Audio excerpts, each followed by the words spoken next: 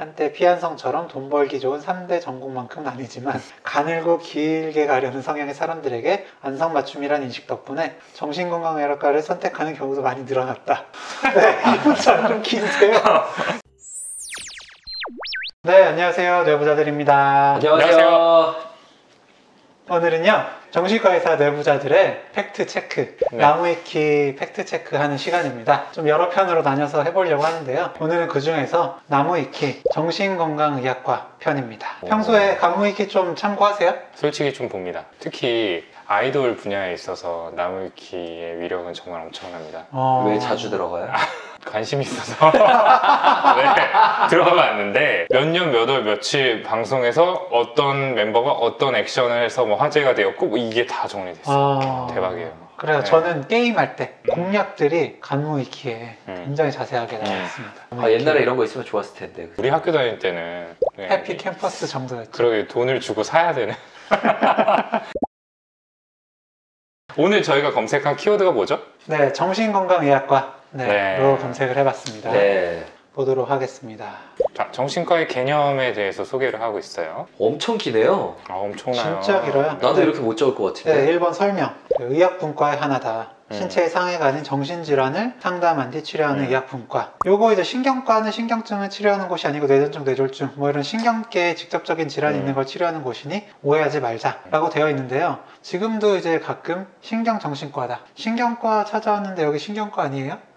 라고 하시는 분들 좀 맞아요. 계시거든요. 반대 케이스도 진짜 많아요. 신경과에 가서 이제 정신과 진료를 요구하시는 거. 그쵸, 엄청 많다고 하더라고요. 네네, 그게 저희보다 더 많을 거예요. 훨씬 많을 거예요, 그쪽이. 어떻게 좀 다를까요? 그런 거죠. 뇌 안에 이제 여러 가지 검사 기법이라든지 뭐 아니면 MRI 같은 영상 장비라든지 이런 것들로 병변이 확인이 되는 경우 분명히 기질적인 문제가 있다 라고 하는 경우에 그런 병들을 신경과에서 주로 보게 되고요. 저희 과에서는 이제 그렇게 확인이 되지는 않는 것들을 위주로 좀 보게 되죠. 이런 대목도 있습니다. 그러니까 일본에서는 정신과와 심류내과가 분리되어 있다. 이거 아셨어요? 저는 몰랐어요. 처음 듣는 저도 몰랐어요. 처음 듣는 단어 자체가 처음 듣는데. 심류내과라는 게 아예 이제 우리나라에는 없는 단어니까 이게 어떤 시민성, 마음에서부터 기인한 여러 가지 신체 증상들을 진단하고 치료하는 분과라고 합니다. 그러니까 뭐 어지러움이라든지 두통이라든지 이런 명백한 몸의 증상, 정형외과, 소화기내과 이런 데 가서 검사를 다 해봐도 이상이 없는 거죠. 이건 분명히 좀 스트레스성이거나 시민성의 가능성이 높다라고 하는 질환들을 전문적으로 본다고 합니다. 일본도 좀 어떤 그런 정신건강의학과에 대한 낙인? 편견이 좀 심하겠구나. 네, 그런 거 좀 추측하게 해주네요. 네, 오히려 있으니까, 낙인이 있으니까 만들어진 거겠죠? 그래, 여기 또 보면은 과거에는 신경과 전공한 선생님들이 나중에 분리될 때 정신건강의학과 전문이 된 경우도 많다. 실제로 예전에 하셨던 분들은 그렇게 분리가 되면서 그렇게 되신 선생님들도 계시죠. 네네. 되게 잘 써놓으셨어요. 역시 간무위키다. 이어서 좀 얘기 나눠볼게요. 네. 개인 의원의 경우에는 1차 진료를 담당하는 때 이제 특정 질환을 주로 진료하기보다는 전반적인 정신과 질환 중에 심하지 않은 상태를 위주로 진료한다. 여기에 대해서 어떻게 생각하시나요? 저는 이 구절 사실 좀 억울했어요. 전반적인 걸 본다는 데는 좀 동의를 하고요. 확실히 대학병원 선생님들께서 좀 더 전문 분과들이 나눠져 있고 치매, 조현병, 그쵸, 중독 이렇게 다 전문적으로 보는 선생님들이 계시죠. 심하다의 기준은 어디 두느냐에 따라서 좀 다를 수 있는데 그러니까 이를테면은 뭐 조현병이나 어떤 조울증의 급성기라서 정말 행동 통제가 안 되고 이제 어떤 특정한 공간에 격리되어서 본인이나 타인의 안전을 확보해야 되는 경우, 그럴 때는 뭐 대학병원에서 보는 게 맞다고 생각을 해요. 근데 꼭 그런 것만 좀 심한 상태는 아니잖아요. 저는 개인적으로 그런 케이스를 제외하면은 정신과는 정말 몇 안 되는 개인의원하고 대학병원에서 보는 환자의 군이 크게 차이 안 나는 거라고 생각을 해요. 네, 맞아요. 네. 저도 그게 되게 정신과를 선택하는 데 있어서 중요한 부분이었던 것 같고, 제가 대학병원에 남아있지 않은. 맞아요. 그러니까 수련 받을 때는 이제 탁과 같은 경우에는 조금 이제 중증도 높고 좀 희귀한 질환들 위주로 보게 되다가 막상 밖에 나가면 이제 그런 지식들을 충분히 사용하지 못해서 좀 아쉽다라고 하는 경우가 많은데, 그렇죠. 저희 과는 좀 그건 아닌 것 같죠. 맞아요. 그러니까 뭐랄까 진짜 뭐 심한 중증이나 아니면 희귀 케이스는 확실히 대학병원에 있는 것보다 뭐 못 볼 수는 있겠죠. 근데 그렇게 깊게 볼 때만 알 수 있는 것들이 더 있는 것 같아요. 맞습니다. 분명히.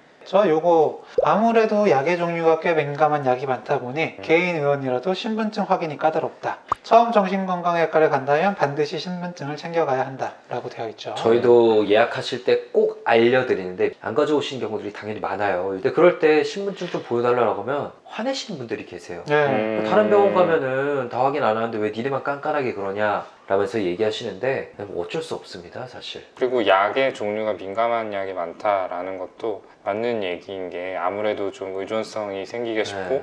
남용의 가능성이 있는 약들이다 보니까 실제로 좀 다른 사람의 명의로 진료를 보러 오는 경우도 있었어요. 다른 사람 명의 대고 몇 년째 막 어. 졸피뎀 받아 먹다가 그렇죠. 걸리고 어. 이런 경우들이 꽤 빈번하다고 합니다. 졸피뎀 같은 약들은 굉장히 철저하게 관리를 하기 때문에 다른 곳에서 처방받은 이력이 다 뜨거든요.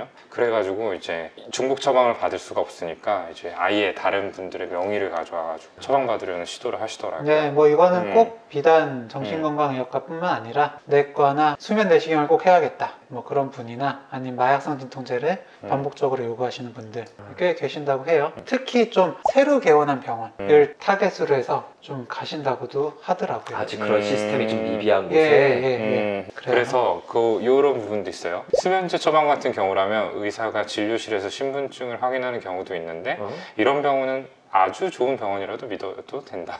요거는 팩트체크를 좋은데 자, 하시나요? 진료실에서 신분증 확인? 안 합니다. 한 번도 안 합니다. 네, 해본 적 없어요. 우리는 아주 좋은 아주 좋은 병원이라고 믿기는 병원까지는- 좀 힘들겠군요. 예, 네. 아쉽습니다. 네, 신분증 확인은 합니다만은 제가 직접 하진 않습니다. 그렇죠. 요거는 조금 네네. 네. 하나 좀 잡은 것 같네요. 또 하나 잡은 것 같아요. 어떤 거요? 정신과 질환은 그 특성상 주치의가 짧은 기간 관찰한 정도로는 완치 판정을 할 수가 없기 때문에 맞아요. 가장 흔한 우울증이라고 해도 5년 이상은 통원을 하며 지켜봐야 된다. 5년. 네. 5년 동의하십니까? 하나, 둘, 셋. 네, 요거 아니죠? 이거 뭐야? 네, 이렇게 얘기를 드리면은 정말 다 떨어져 나가실 거예요. 그러게요. 네, 5년 해야 된다고. 뭐 말씀 듣기만 해도 지치는 거죠. 근데 물론 5년 이상 치료를 받으시는 분이 있죠. 당연히 네, 많이 계시죠. 계신 것도 사실이지만 계신데 아닌 경우가 훨씬 많죠. 그렇죠. 네. 그렇죠. 네. 이 부분은 좀 아닌 것 같아요. 그럼 보통 어떻게 설명을 하시나요? 정해진 건 없다. 네, 보통 1년에서 1년 반 정도 생각하시면 좋고 혹은 증상이 좀 완전히 좋아진 뒤에 약을 천천히 끊는 기간 고려해서 3개월 정도 추가 생각하시면 될 것 같다. 뭐 이 정도. 저는 처음 오실 때 6개월에서 1년 말씀드립니다. 저도 김종훈 선생님이랑 똑같아요. 제가 좀 6개월에서 1년. 기네요. 근데 저는 어쨌든 이 치료 기간은 스트레스 이 상황이 어떻게 조절되는지 그게 제일 중요하다. 이렇게 좀 설명을 그렇죠. 드리죠. 당연하죠. 네. 그 다음에 심리 상담에 대한 이야기가 나오는데 아, 네, 요거. 강조되어 있는 부분이 자신이 의뢰하는 심리학자가 이미 자신과 인연이 있었던 사람에게 상담을 받으면 안 된다. 네. 절대로 안 돼요. 절대로 안 된다. 추천하지 않습니다. 제가 봐드리기는 하는데요. 음, 저도 그렇게 좋지는 않더라고요. 저도 추천하진 않고요. 근데 절대로 안 된다는 아니죠. 그렇죠. 저도 지인분들을 진료하는 게 지금 극소수지만 몇 케이스가 있는데 그분들한테 1차적으로는 제가 다른 병원 소개시켜 드리겠다고 권유를 드렸어요. 근데 굳이 오시겠다고 하시는데 사실 거기서부터 또 거절하기는 좀 뭐해서 진료를 그래서 하고 있는데 그렇죠. 그럼 단점이 뭐냐? 제가 생각할 때는 더 깊게 들어갈 수 없다는 게 아쉬운 점인 것 그렇죠. 같아요. 맞아요. 또 일상생활에서 뵙게 되면 약간은 좀 그런 불편한 게 어색하고 있어요. 좀 네. 불편하고. 절대로 안 된다는 아니다. 네. 네. 좀 쭉 내려가 볼까요? 여기 한국 내 인식 부분에서 인식 자체가 좋지 않았던 과거에는 의대생들이 진료과를 선택할 때 후순위로 두던 전공이지만 현재는 인식이 상당히 개선되고 의료사고 가능성이 낮은 안전한 전공이라는 인식이 생겨 한때 피한성처럼 돈 벌기 좋은 3대 전공만큼은 아니지만 가늘고 길게 가려는 성향의 사람들에게 안성맞춤이라는 인식 덕분에 정신건강의학과를 선택하는 경우도 많이 늘어났다. 네, 이 문자 좀 긴데요. 후순위였던 건 사실이죠. 예전에는 소위 바이탈과, 내과, 외과, 산부인과, 소아과 이런 과들이 정말로 인기가 좋았었고요. 근데 매니아는 항상 있었다라고 그렇죠. 들었어요. 네, 매니아는 항상 네, 있었고. 그러니까 정신과만 이제 계속 바라보고 쭉 오는 사람들은 항상 있어서 그렇게 막 수요가 미달된 적은 없었다라고 들었거든요. 의료 사고 가능성이 낮다는 말에 대해서는 어떻게 생각하세요? 일단은 바이탈 영역보다는 안전한 건 사실인 것 같아요. 아무래도. 근데 이게 외래를 봐서 그렇지 않을까요? 이번 케이스 같은 경우는 네, 뭐 이번... 좀 사고의 가능성이나 이런 것들이 네. 있죠. 그리고 입원하시는 선생님들은 진짜 법적 자문 되게 많이 받으시잖아요. 의사 구직하는 그런 사이트가 있어요. 네. 거기 보면은 쇼핑할 때 병원 내에 자문 변호사가 있다, 이런 게 써져 있을 정도거든요. 정신과가 안전한 전공이라고는 사실 잘 모르겠어요. 진짜 안전한 전공 고르면 환자 안 보는 과죠. 어쨌든 분명히 이제 자살하시거나 반복된 자해를 하거나 또 법적인 문제가 걸리는 경우들이 종종 있기 때문에 그렇게 마냥 안전한 건 사실 또 아닌 것 같습니다. 요거는 가늘고 길게 가려는 성향의 사람들에게 안성맞춤이다라는 인식 덕분에. 저 구절은 약간 자존심 상하는 것 같아요, 진짜. 아니 뭐가 가늘어? 그러니까. 뭐가 가늘어? 아니 저희는 굵고 길게 가려고 합니다. 그러니까 네. 길게 갈 수 있다는 건 저희의 네. 최고 장점이기는 해요. 네. 저희는 이제 연륜이 들면은 신체적으로 좀 약해져도 더 얻을 수 있는 건 맞고요. 가늘고는 좀 그러네요. 인구가 선생님들 진짜 나이 드시면 밤에 당직 서기 힘드시니까 그런 뜻이라면 뭐 짧고 굵게 그리고 가늘고 길게 뭐 이렇게 좀 대비되는 의미라면은 뭐 이해는 합니다만 그래도 받아들이기 좀 힘드네요. 약간. 근데 인기는 참 많아진 것 같아요, 예전보다. 지금도 여전히 많고 지금도 또 잠깐 주춤하는 것 같더니 비슷한 수준을 유지를 하고 있습니다. 요것도 좀 해볼게요. 네. 도리어 자질이 부족한 상담사 때문에 정신과 치료를 꺼리게 되는 경우도 있다. 근데 정신과 의사라도 다르지 않다.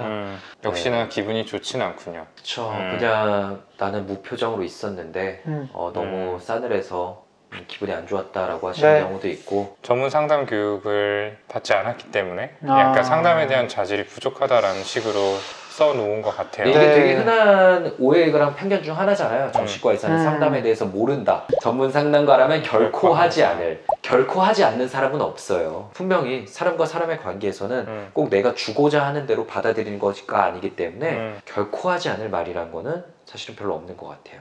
저희 전문 상담 교육 받습니다. 네. 저희가 전문의가 되려면은 저희가 상담하는 것들에 대해서 얼마나 좀 잘 되어 있는지 테스트를 받고 검증이 되고 한 사람들이기 때문에 상담에 대해서 잘 모른다 이런 생각들은 안 하셔도 될 것 같아요. 네. 그러니까 쓸 수 있는 말이라고 생각하는데 나는 너무 굵은데 글씨되어 있는 게 마음에 안 든다. 요거 문제의식 진짜. 없이 네, 절대로 해서는 안 될 태도나 행동. 저런 사람 있죠. 근데 이건 있죠. 정말 일반화의 오류인 것 네, 같아요. 어디 가도 있어요. 그래요. 그리고 이제 뒷부분 보니까 정신과 의사라 하더라도 특히 뭐 대학병원 이렇게 응급실 보시는 선생님들은 고생 많이 하신다, 이렇게 좀 알아주시는 내용도 있네요. 저희가 언급하지 않은 거는 꽤 잘 써놓은. 그러니까요. 네. 대부분은 사실 잘 파악을 하고 계시는 것 같아요. 네, 조금 억울하거나 네, 사실과 다른 부분 네, 그런 위주로 저희가 팩트 체크 해봤습니다. 네. 네, 좀 재미있으셨나요? 저희는 좀 재밌었는데 네.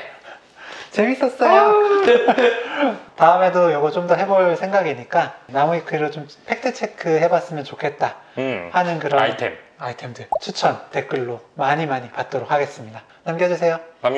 네, 저희는 다음 시간에 더 유익하고 흥미롭고 재밌는 컨텐츠 들고 찾아뵙도록 하겠습니다. 감사합니다. 감사합니다.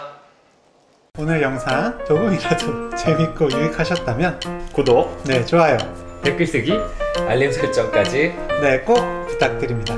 감사합니다. 감사합니다.